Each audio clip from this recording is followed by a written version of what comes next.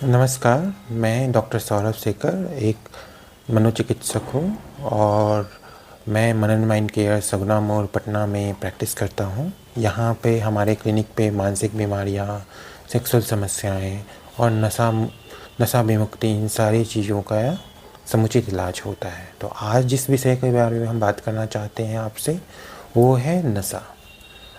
नशा या शराब की लत या गांजे की लत या अफ़ीम या ब्राउन शुगर की लत।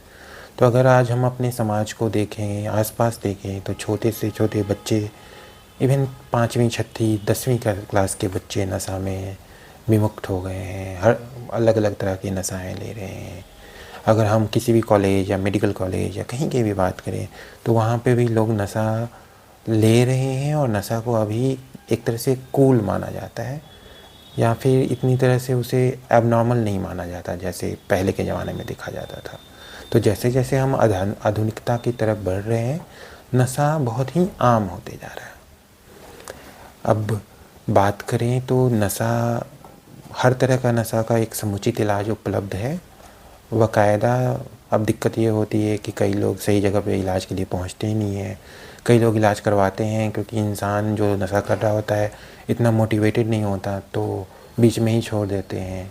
तो नशा का बीमारी का इलाज ऐसा नहीं है कि 2 महीने 4 महीने का कोर्स है।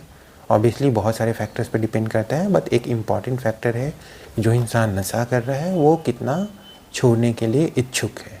अगर सामने वाला छोड़ने के लिए इच्छुक है तो हम उनसे बात करके, मोटिवेट करके, मोटिवेशन इन्हांसमेंट थेरेपी एंड अलग तरह की साइकोलॉजिकल थेरेपी जाती हैं, उनके थ्रू उनकी हेल्प कर सकते हैं अपने मन को मारने में या मन को सही डायरेक्शन में डालने में।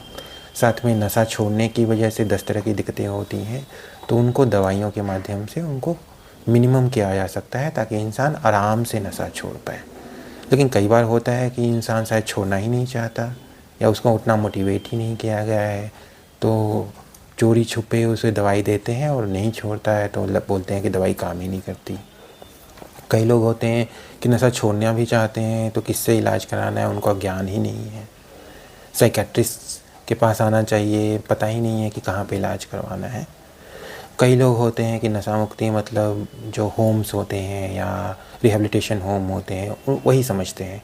अब अक्सर जो मैक्सिमम रिहैबिलिटेशन होम्स हैं, खासकर अगर हम बिहार की बात करें तो शायद वो साइकेट्रिस्ट या स्पेशलिस्ट लोग नहीं चलाते। तो वहाँ पे सिर्फ मरीजों को रख दिया जाता है और ढंग से तो इलाज नहीं हो पाता। कभी कभी डॉक्टर्स जाते हैं तो देखते हैं तो वो माहौल या वो जो एक कंफर्टेबल वे में छोड़ना होगा जिसमें मरीज को भी कॉन्फिडेंस में लिया जाए, नहीं हो पाता है। तो अगर आप सही ढंग से इलाज करवाएं, चाहे गोली ओपीडी बेसिस पे लें या इलाज ओपीडी बेसिस पे लें या भर्ती होके लें, तो बहुत हद तक नशा से उबरा जा सकता है, नशा को छोड़ा जा सकता है। अब नशा के दुष्परिणाम तो सबको पता है। अगर एक नशे का मरीज है घर पे तो पूरा घर तबाह हो जाता है, समाज में इज्जत जाना।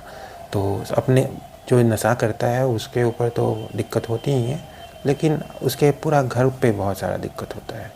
आर्थिक दिक्कत, सामाजिक दिक्कत, घर में कलेश, तो ना जाने क्या क्या। अब अक्सर जब घर वाले परेशान हो जाते हैं तभी शायद इलाज के लिए आते हैं। उसके पहले खुद के लेवल पे सोचते हैं कि छोड़ देगा तो ये हो जाएगा तो वो हो जाएगा।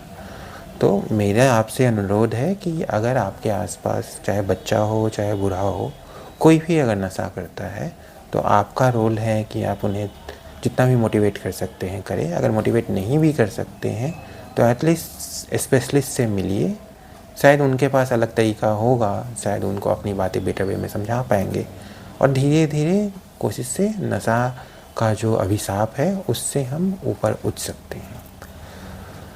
तो आशा है अगर आपके आसपास कोई भी मरीज हो तो आप उनको नशा मुक्ति से कोई भी जुड़ी कोई भी जानकारी है तो आप हमारे जो क्लिनिक का नंबर है उस पर कॉल या मैसेज कर सकते हैं, या हमारे जो साइट है उस पर भी विजिट करके बहुत सारी इन्फॉर्मेशन है उसको ले सकते हैं, या यूट्यूब चैनल को फॉलो करेंगे तो आगे चल के मैं इसी तरह के वीडियो डालते रहूँगा। नमस्कार।